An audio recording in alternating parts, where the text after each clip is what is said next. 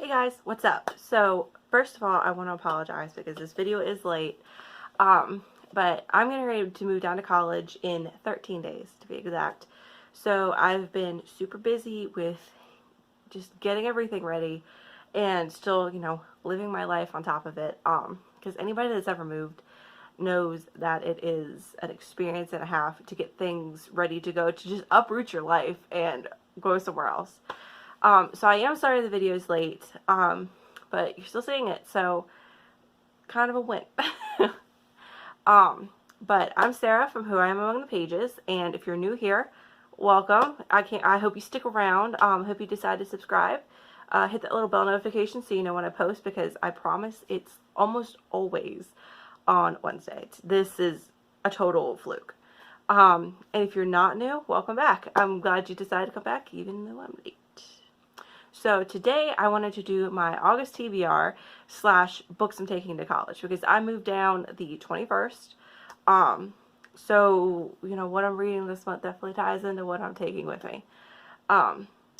So to start out with my August TBR, I don't have it with me because it is upstairs, but I need to ring that little bell of shame because I still haven't finished Drums of Autumn.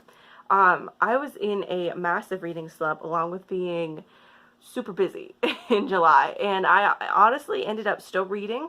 I still read every day. I read Phantom of the Opera, and I also totally trashed my Reading Rush TBR and read graphic novels for it, which I've really enjoyed doing. It'd been a while since I read any amount of graphic novels, so getting back in the groove of that was a lot of fun, but I still didn't read like the novels I wanted to read. Yeah, so we're just gonna forget the Reading Rush TBR, just pretend that little moment didn't happen, because I wish it didn't. I still had fun. I still read the 7 books, but it was in graphic novels rather than traditional novels. There was just too much going on. And I hate to use that excuse, but it is the truth. Like, getting ready to go to college is way harder. Like, getting ready to move, period. I've never moved. Is so much more involved and takes so much more time than I was anticipating. Plus, just being a reading slump, there's been times I just haven't felt like reading for more than like 15 minutes a day. But you still sit down, make yourself. But other than that, like, I really didn't feel like it. So anyway, to start out with my August TBR, I want to finish Drums of Autumn, and I've only got like 200 pages left. So now that I'm getting out of that reading slump, it's not a big deal. So I want to finish that, and then my next big book, which I'm taking with me to college, is Fangirl by Rainbow Rowell. And I just want to say, I love sprayed edges. I know some people hate them, but especially on this copy, I love them because it matches the cover. So you just have this nice, it actually looks a lot different on camera than it does in person. But in person, especially if you have this copy, the green that they sprayed the edges matches the cover almost perfectly. So, for those of you that don't know, this is, I don't want to read the whole description because you can look it up and read it. Basically, it's about a girl that writes fan fiction. And she's going away to college, and it's all about her transition. Hey guys, sorry about that. I don't know why it keeps cutting out because the storage is fine. It's charged, so bear with me on this. I'll look at it afterwards. I can't. Man, it's late and now I'm having technical difficulties. But anyway, so she writes fan fiction, and if I remember right, she ends up meeting somebody related to her fan fiction, and I'm really excited for this because it really speaks to my heart, especially right now getting ready to go away to school. I've been in college for a year, but I was at a community college, so totally different ballpark. I lived at home. Yeah, I'm really looking forward to this because it really speaks to me. And then next, I'm hoping to read Carry On by Rainbow Rowell, and also from Rainbow Rowell. And what I understand is that this is the fan fiction that she is writing in Fangirl. Follows Simon Snow, who basically is like failing out of magic school, which I think is really interesting to take such a well-known, at this point, a well-known trope, and turn it on its head, because, I mean, go back to Harry Potter. I mean, Harry wasn't the model student by any means, but he still did well. Like, he ended up, especially in, you know, subjects that he cared about, he did well. You know, history, magic aside.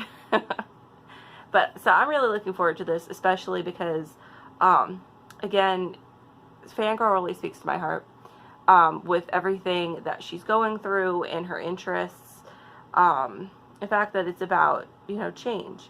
And I think it's really interesting to be reading about a character going through the same things that I am, and then to be able to read what that character is writing during that time. Because, you know, I'm hoping one day to look back on number 9, and don't get me wrong, I know number 9 is not perfect by any stretch of the imagination, especially after getting an English degree. I'm hoping to be able to go back and look at it and see, like, the reflection of who I was, and, you know how I can make it better. So I think it's really interesting to do something that I'd like to eventually do as a reflection of myself in a totally fictional universe, and I really appreciate that. So yeah, those are the main 2 books in my TBR, because, to be honest, once classes start, I have an incredibly full schedule. My school, our schedules are usually 15 credits. That's what they tell you have to take every semester to graduate on time with your bachelor's, and I have 18 this semester and next semester. So I don't know for sure how much time I'm going to have this month. Of course, I am busting butt to get through Drums of Autumn, because I don't want to have to lug that giant book down with me. I don't want to finish it. I've been reading it forever at this point. But so yeah, definitely going to finish that very soon. And those are my main 2 books that I want to get through this month, just because I've heard about them forever. I really want to read them. And I don't know for sure how much time I'm going to have to read much more than that. So consider this consider my whole TBR this month like one of those lists where it's A and then B. This is A, and these and all the other ones are like the points under A. Like, we're definitely going to get to this. So then the next thing on my TBR really is 2 shorter books that I've been wanting to read, especially the one, An Abundance of Catherines by John Green. A really good friend of mine, the one that I'm writing, I wrote a certain book for that you will read at a later date. She read this, she loved it. It's won awards. It's a really interesting premise, I think, and I really appreciate books that are written, that are printed anyway in a different style. And this, for those of you that haven't read it, has little footnotes across the bottom, and I think that's really interesting because the footnotes tie in, are part of the story from what I understand.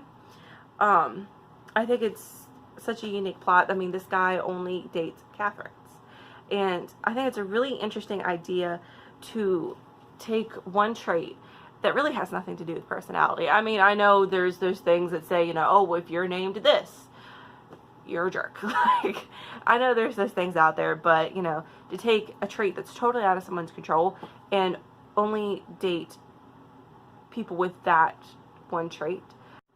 We are going to get through this at some point, guys. I don't know why I keep doing this, and I will figure it out before next video, but I just wanted to make sure I can get this done so that I can give you all a video. But anyway, we're gonna keep on carrying on. We're gonna get through this. But so, Abundance of Catherines is the 3rd book on my TBR for this month. It's very, very short. I think it's 225 pages. At least my copy is. Like I was saying, I think it'd be a really interesting experiment, I guess would be the best way to put it. To only date people based on a trait that they can't control, and to see the different personality types that come with it, I guess would be the best way to put it. Because if you're not picking people based on personality, which I'm not condoning and not saying I would, I'm not saying anybody should, to be like, oh, well, I only date guys that are 6'2" exactly. You know, that they can't help, but guess it's kind of the same thing, honestly, as Only Dating Catherines. But it would be an interesting experiment to experience different personalities. That's what I'm trying to get out of this. I think it is a very interesting concept. Not that I'm going to do it. Not that I think somebody should do it. But I do think it's interesting, and I am looking forward to reading it. So the last book of my TBR this month, because I am trying to go easy on myself, is one that I haven't heard anybody talk about. And I didn't know this book existed. I had never heard of it. But I think it's really interesting because recently I have gotten into Marvel movies, like, hardcore. I've always not minded them. Like, I really liked Iron Man. Like, all of them. Didn't have an issue with it. I loved the original Avengers. But as they went on, I kind of, especially Ragnarok, kind of turned me off, Thor Ragnarok, because the one-liners were just overbearing to me. Like, I don't mind a joke every now and then, but that was just too much for me. And especially Ragnarok in Norse mythology, in case you don't know, is the end of the world. It's the end of times. So I really hated that a movie about the end of the world was filled with jokes. I didn't think it was in great taste, because it's kind of making fun of the religion, I guess. I didn't care for that. I do like Thor, though. I just, sometimes the constant one-liners really get to me, and I don't care for them. But nonetheless, I recently saw, of course I went and saw Endgame, like, as soon as it came out. Loved it, cried my eyes out. I'm not going to spoil it because I know for sure that there's a few people watching my channel that haven't seen it. Loved it, loved it, loved it. Wouldn't trade it for the world. One of the best movies I've seen in a while. Don't agree that they re-released it with more film, more footage to just beat Avatar. I think that was a crappy move. But nonetheless, loved the original movie, the original cut. Then I went ahead and watched Infinity War, which I had seen briefly, but really hadn't absorbed any. And then I also saw Black Panther. I hadn't seen Black Panther. And a couple other movies, like the first Guardians of the Galaxy. I went to see the second with a friend, but I hadn't seen the first. So I've recently really gotten into it. I went and saw the new Spider-Man. Fell so in love with Tom Holland's Peter Parker. Saw the first then. So just really getting back into the groove of things. And I can forgive the jokes as long as the storyline and the beauty of, like, the animation stays what it is. But nonetheless, to make a long story short, I picked this up at the bookstore. It's canon. It's novel of the Marvel Universe, Civil War by Stuart Moore. And I know nothing about this author. I am going into this totally blind. But Civil War is one of those Marvel movies that I watched, but I really didn't absorb that well. And this is based on the graphic novel. So it wouldn't surprise me if this was a little bit different, at least, from the movie, because even just on the cover, there's characters that were in the comics, but not in the movie. So I think this will be interesting, because I'd really like to read this and then go watch the movie again.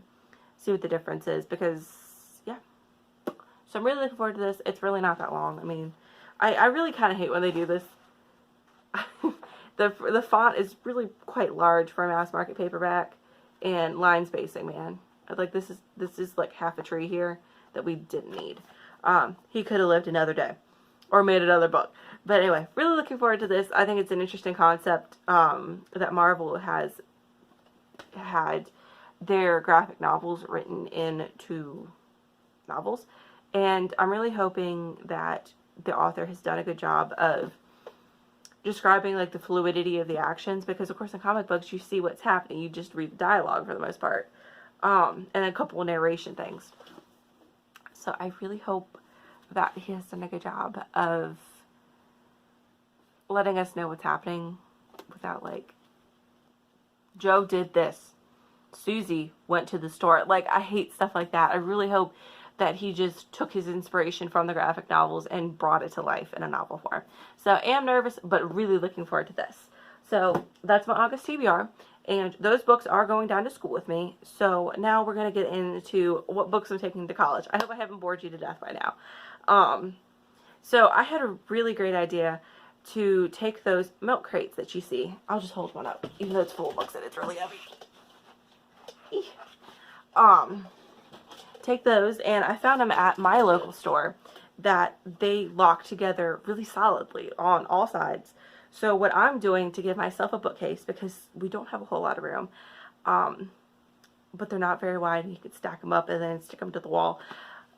Luckily, we have just like cement and brick walls, or cinder block walls that are painted, so it's not really a big deal to take like command strips and stick stuff. But anyway, so I have a bookcase that's 4 high made of those, and so I can hoard books while I'm at college. So right now I have 2 of the shelves filled, and I think I'm going to use the other 2 shelves for textbooks and that sort of thing for storage. But so the books aside that I put on my TBR, those are going down with me. And then I'm also taking, because I am shameful and failed in July, the Gersha trilogy. I'm telling you guys, I am going to read these. I swear. I'm really excited. I really do want to read them. Last month was rough. So I'm taking those. Taking Turtles All the Way Down by John Green, because like I said, I failed with the reading rush. There has got to be a better way to do this, y'all. I'm sorry. Then, Roseblood by A.G. Howard. So, I'm a big fan of the opera fan. I just finished the book, as you all know.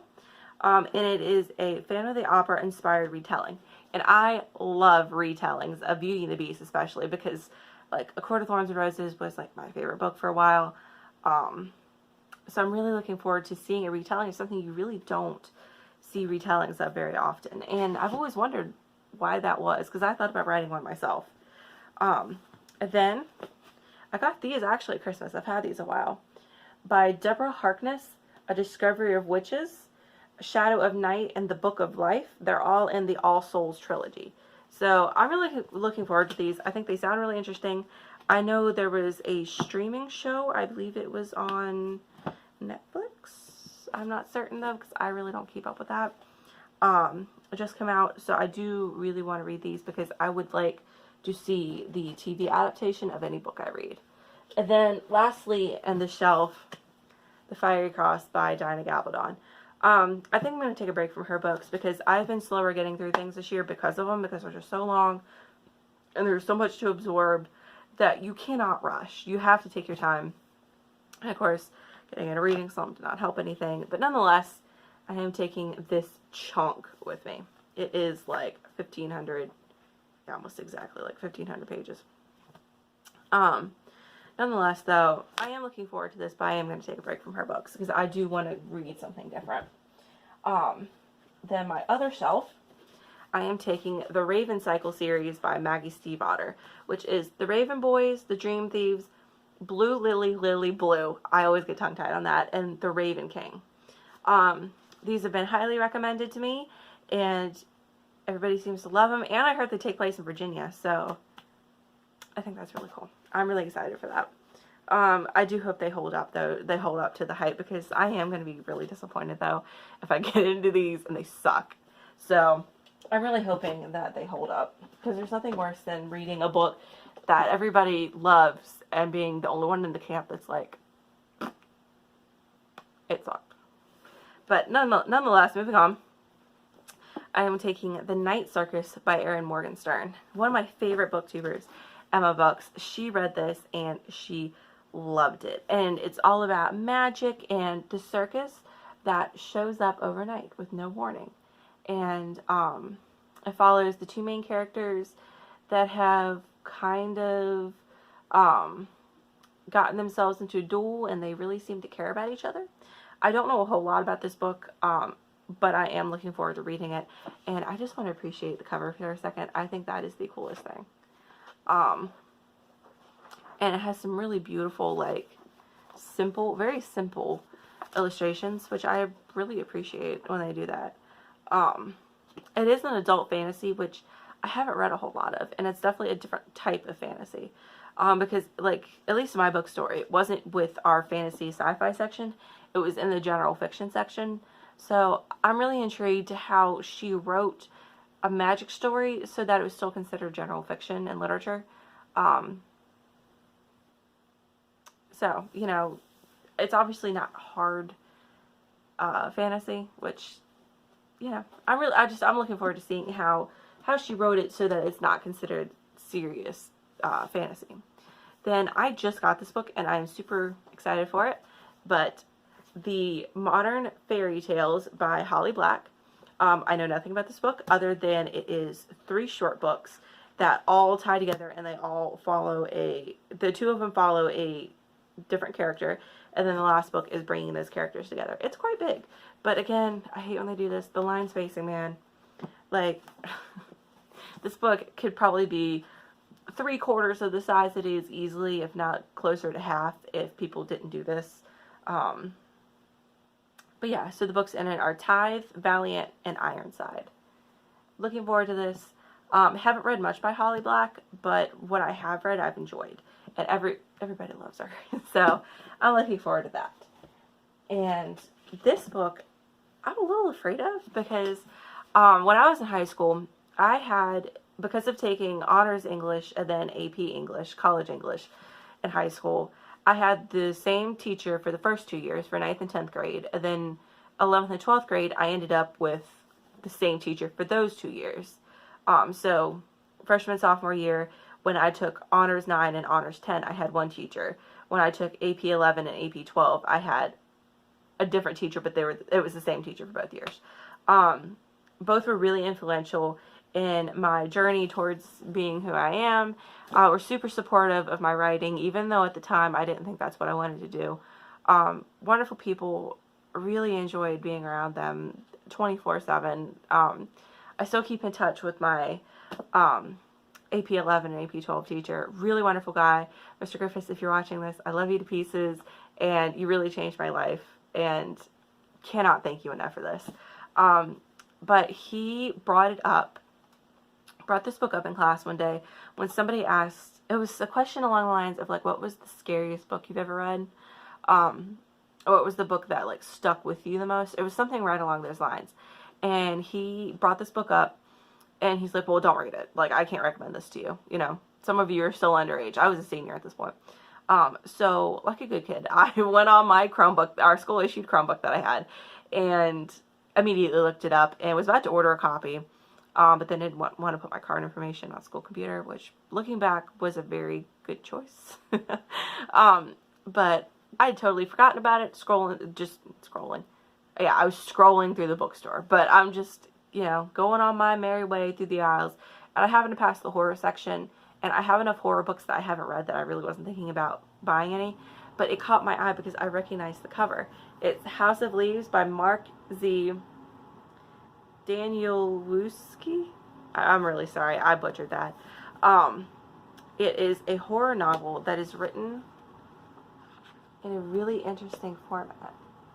It's emails and letters and chats, like instant messaging, and there's pictures somewhere too. Like, I think that's so cool. Like, Illuminae, I actually didn't like Illuminae, like, whatsoever, but I really appreciated the unique formatting of it, and I'm really looking forward to reading a story that's something I'm interested in and has that formatting. Even the spine, I think, is so cool. Like, it shows a house, which I'm kind of afraid of,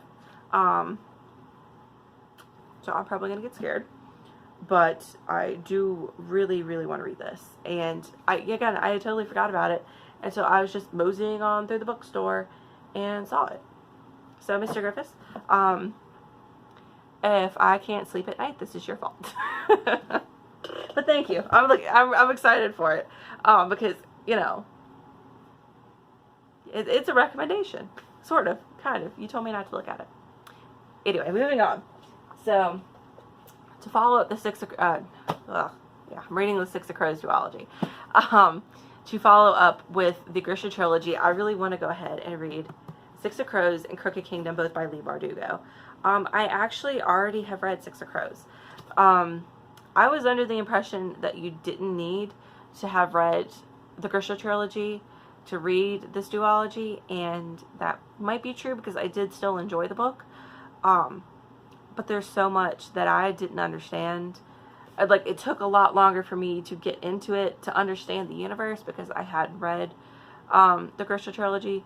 So I think after I do read the Christian trilogy, I'll really enjoy this a lot more, because I didn't even go on and read Crooked Kingdom. I only read Six of Crows because I was like, well, that was dense and difficult and everything else. So I'm definitely going to reread Six of Crows before I read Crooked Kingdom, though, because I sort of remember the ending, but again, I wasn't very invested in it, because it was just so difficult, like, to really understand what was happening. But yeah, I do still really want to read this duology because everybody raves about it. But everybody else has also already read the Ghost trilogy. And I'm like 10 years behind. So anyway, we're going to get to it. We're going to do this. And then the last two books I have were books that I bought secondhand. My library has an awesome book sale 3 times a year, I believe. It used to just be twice, but they added a summer one. We do it fall, spring, and summer.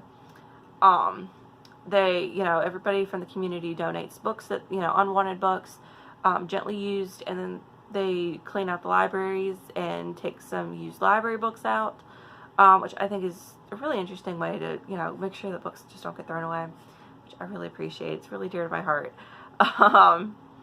But, I've been going to this book sale for years. A lot of my books are used and come from there, because paperbacks, mass market paperbacks are 50 cents. Trade paperbacks are $1, and then hardcovers are $2. So you can save so much money, and it's a lot of fun to go to because you never know what you're going to find.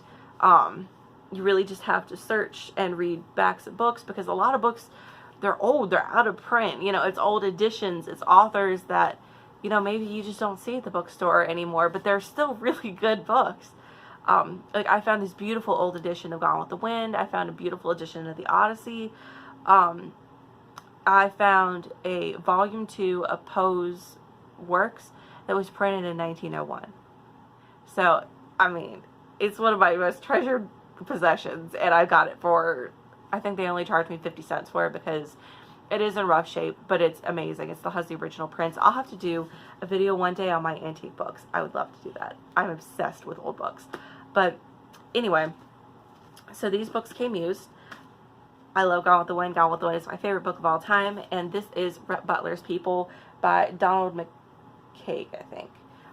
It is canon in the universe. It was an authorized novel.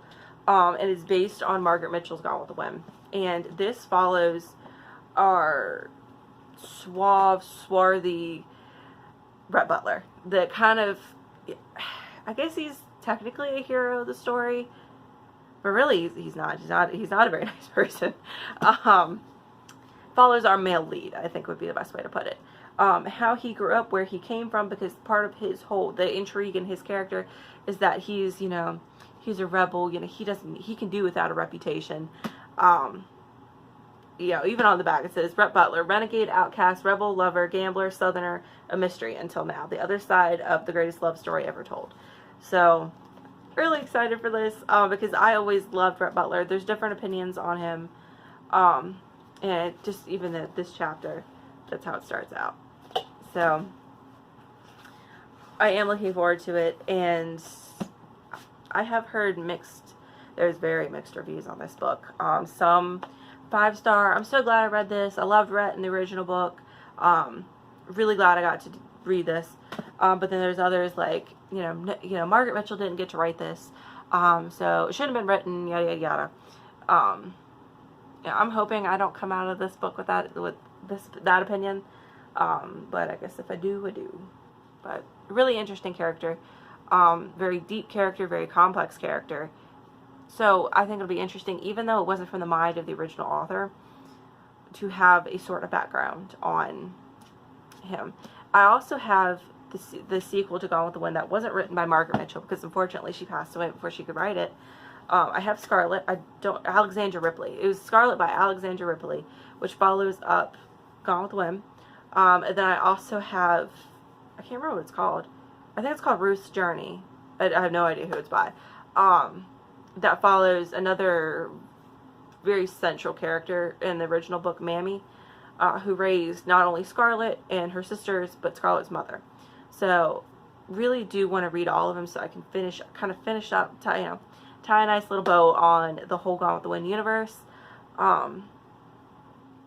But for right now, I really, really want to go ahead and read Brett's perspective.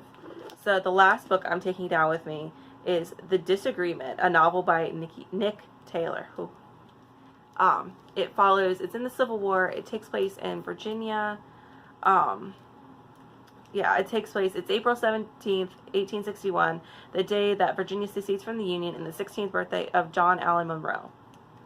So, I love historical books, and the Civil War has a special place in my heart, because of all the family I had in it. I had family both sides of the war.